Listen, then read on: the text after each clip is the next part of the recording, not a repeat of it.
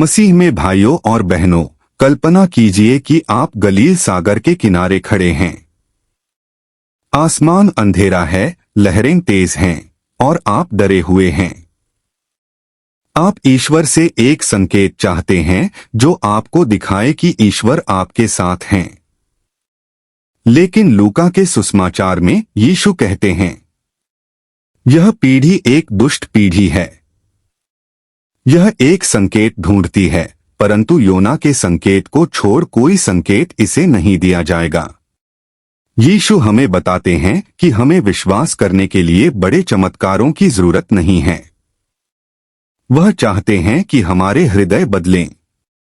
ईश्वर के प्रेम का सच्चा संकेत तब होता है जब उनकी कृपा हर दिन हमारे हृदयों को बदलती है। बहुत से लोग कुछ चमत्कार देखना चाहते हैं, लेकिन वे अपना जीवन नहीं बदलना चाहते। वे प्रमाण चाहते हैं, लेकिन वे क्षमा नहीं करना चाहते, प्रेम नहीं करना चाहते या गरीबों की मदद नहीं करना चाहते।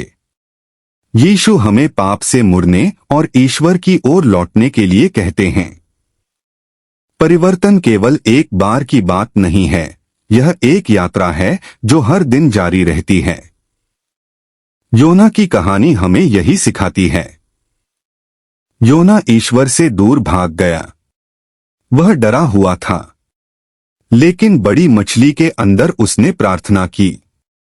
परमेश्वर ने उसे बचाया और उसने आज्ञा मानी। जब योना नीनवे गया तो लोगों ने विश्वास किया, पश्चाताप किया और परमेश्वर ने उन्हें क्षमा कर दिया।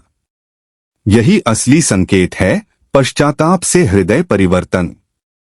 चार्ली चैपलिन की पुरानी फिल्म द ट्रैम्प में उसका किरदार थका हुआ और उदास एक सुनसान रास्ते पर चलता है। फिर वह उठता है, अपनी टोपी ठीक करता है और आशा के साथ आगे बढ़ता है। यह हमारे विश्वास की यात्रा जैसा है। जब जीवन कठिन हो जाता है, तब भी हम फिर से उठ खड़े होते हैं और विश्वास करते हैं कि परमेश्वर हमारे साथ चल रहे हैं।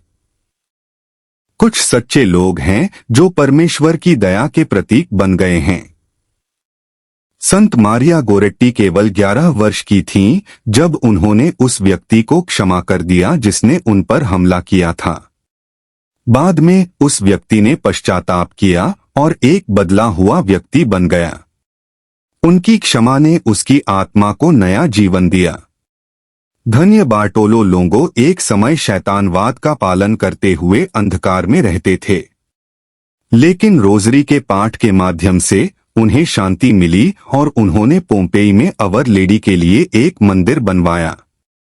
डोरोथी डे एक समय परमेश्वर से बहुत दूर रहती थीं, लेकिन जब वह मां बनी तो उसका हृदय बदल गया। उसने चर्च की ओर रुख किया, गरीबों की मदद की और दया का जीवन जिया। सारा नाम की एक महिला भी थी। वह एक व्यस्त कार्यालय में काम करती थी और अक्सर रविवार का प्रार्थना समारोह छोड़ देती थी। एक दिन उसकी ट्रेन लेट हो गई। उसने एक बूढ़े व्यक्ति का भारी बैग उठाने में मदद की। बातचीत करते हुए उसने ईश्वर की उपस्थिति और प्रेम का अनुभव किया। उस छोटे से कार्य ने उसका हृदय बदल दिया। ये सभी लोग हमें दिखाते हैं कि ईश्वर का सच्चा संकेत एक बदला हुआ जीवन है। संत ऑगस्टाइन ने कहा था, हे प्राचीन और नवीन सौंदर्य, मैंने तुम्हें देर से प्रेम किया है। थॉमस मर्टन ने कहा था, हम एक बार नहीं बल्कि कई बार परिवर्तित होते हैं। डोरोथी डे ने कहा था, दुखियों को सांत्वना दो, कुएं को जगाओ। हम अक्सर ईश्वर से चूक जाते हैं क्योंकि हम बड़े संकेतों की तलाश में रहते हैं। लेकिन ईश्वर छोटी छोटी चीजों में हमारे साथ होते हैं। सूर्योदय, एक दयालु शब्द, एक मुस्कान, प्रेम का एक छोटा सा कार्य, सब कुछ अनुग्रह है। हम हर दिन छोटे छोटे काम करके ईश्वर के करीब आ सकते हैं। हर रात अपने दिन के बारे में सोचें। ईश्वर से प्रार्थना करें कि वह आपको क्षमा करें और आपको बेहतर करने में मदद करें।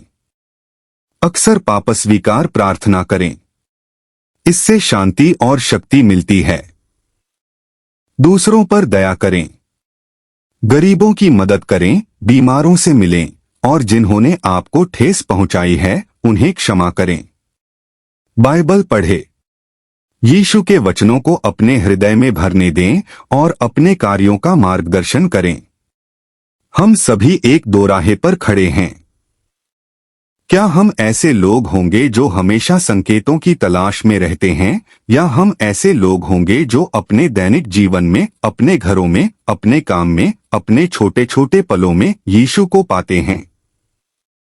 सबसे बड़ा संकेत एक ऐसा हृदय है जो प्रेम करता है और क्षमा करता है।